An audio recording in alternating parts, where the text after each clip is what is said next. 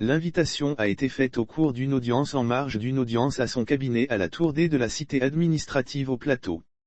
Tania Merceron, coordinatrice programme pour la biodiversité et la gestion des aires protégées, Biopama, financée par l'Union européenne et l'Organisation des États ACP, Afrique-Caraïbes-Pacifique, a invité le décembre 2021, le ministère de l'Environnement et du Développement durable, MINED, à prendre part à la première édition du Congrès des parcs africains prévu du 7 au 12 mars 2022, à Kigali au Rwanda.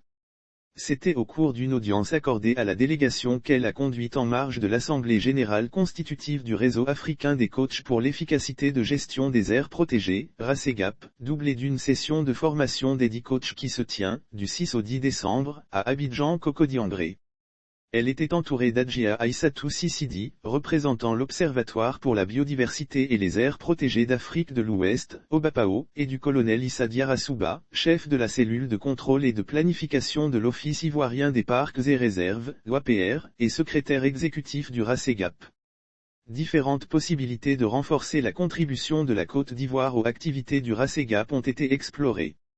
Docteur, différentes possibilités de renforcer la contribution de la Côte d'Ivoire aux activités du RACEGAP ont été explorées.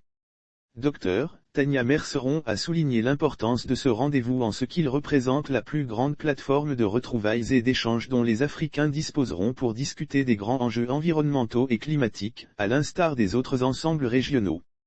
La coordinatrice du Biopama a également dit sa disponibilité à mettre à disposition une note de plaidoirie relativement à la sollicitation du ministère par Adjia Aïssatou Sissidi, pour appuyer l'OBAPAO dans le cadre du contrat de désendettement et de développement, C2D.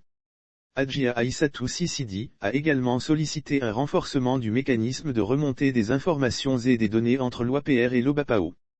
Pour sa part, Parfait Kwaku Kwadio, directeur de cabinet du ministre de l'Environnement et du Développement durable, a promis de transmettre fidèlement le contenu des échanges à son mandant.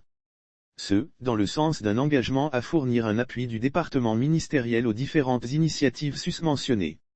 Outre le colonel Issa Diarra-Souba, Parfait Kwaku Kwadio a exprimé les félicitations du MINED à Léonidas Nzijimpa, président du RACEGAP.